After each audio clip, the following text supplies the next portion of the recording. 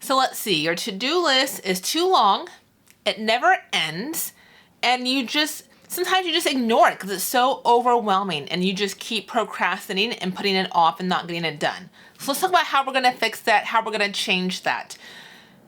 As a law firm owner, your to-do list can get quite long if you're not managing it well. And can become one of those things where it is very overwhelming. It makes you want to almost like bury your head in the sand and not even deal with it.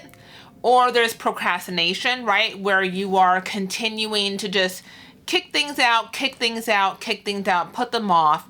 And then you find that like it gets to the point where you're dealing with them when they become fires, right? You got to put out fires because you've been kicking the can down the road for too long. It happens to all of us. But let's talk about how we're going to fix that and resolve that and make that better for you. Because who wants to walk into, the office and fire up your computer on Monday morning and immediately be met with this never-ending to-do list? Like, it's not a great way to start your day. It doesn't set the tone, right for you.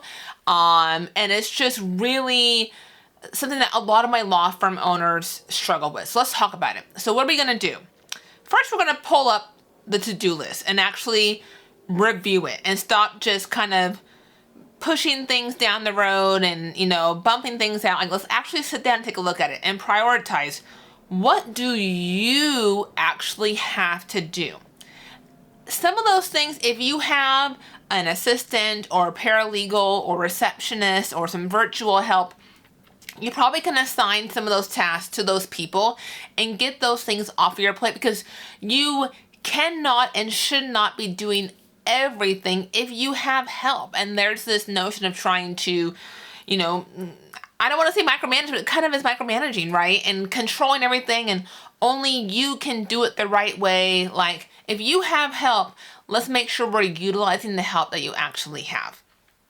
And then from that list, like, let's knock out the easy wins.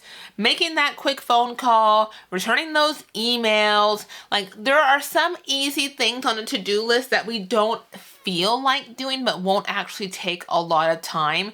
And we need to just sit down and get those things done and stop letting them kind of just linger for days, weeks, months, maybe, right? How long have some of those items been on your to-do list to do? And so knocking out the easy wins really kind of feels good. It gives you that instant gratification, helps with the momentum to kind of get things going, and helps clean up your to-do list, right? We've delegated some work to our support staff, and then we've gotten rid of the easy wins, okay? And then we're actually going to have time on our calendar to work on our to-do list. It can't be something that's just a back burner item that you just get to whenever you have time. Like, no, you should be carving out, 2 hours on a Tuesday or 2 hours on a Friday to actually get those things done. Or maybe you need an hour every day for just those to-do items on your list. I don't know what schedule works best for you or what you need, what kind of time you need, what your schedule will allow for. But we need to prioritize getting those things done and putting it on your calendar so you actually set that time aside will allow you to do so. And when you're doing so, if you set from 12 to 2 on a Monday to get those tasks done, make sure you don't have your email open.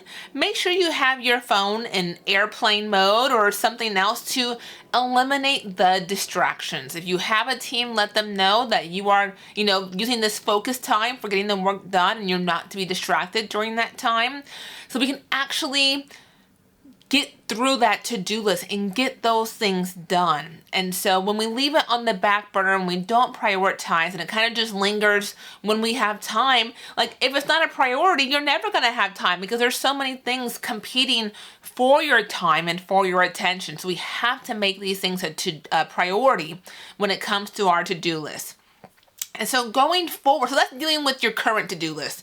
But what are we going to change going forward? How are we going to make this better for you, going forward in the future? The first one is that a lot of times my law firm owners, their to-do list is too long. There's so much on it. There's so many to-dos on there.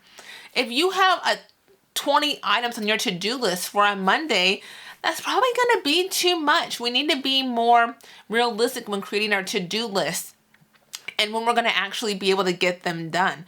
Not taking on so many to-dos, right? Using our team if we have one. And then also, like, let's make sure we're being realistic with our timeline as far as when we're going to get those things done, right?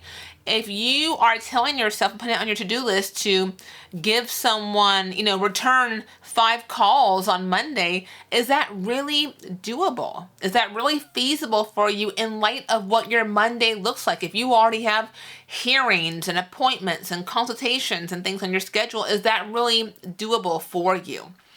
If you are promising clients you're going to get things done in a tight timeline, are you over promising and under delivering? Are you setting yourself up to not meet your own deadlines? Let's be more realistic about our timelines and when we're going to have our work product completed or tasks done.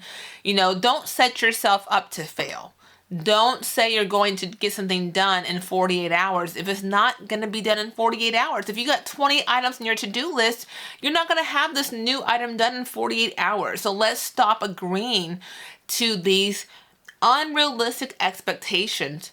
And I think even more importantly, let's stop putting them on ourselves. A lot of times we do it to ourselves, right? We set our own deadlines that just are not realistic for us to complete. And so let's stop doing that. Let's really acknowledge and appreciate the time that it takes to get these things done, and then build time for it into our schedule so we prioritize and can start completing those items on our to-do list to make it less overwhelming and to be able to get those items done for you, for your staff, for your clients, for your firm as a whole. If you need help with your time management, with your practice management of your law firm, please feel free to reach out. Contact info is below. I'm a solo attorney, but I also offer this coaching and consulting work, helping law firm owners. Small to mid-size is usually the clients that I work with. As far as helping them with the business side of running a law firm, I'd be happy to chat with you and see if I'd be able to help you as well. So, all right, I hope this helps, and I'll see you in the next one. Bye.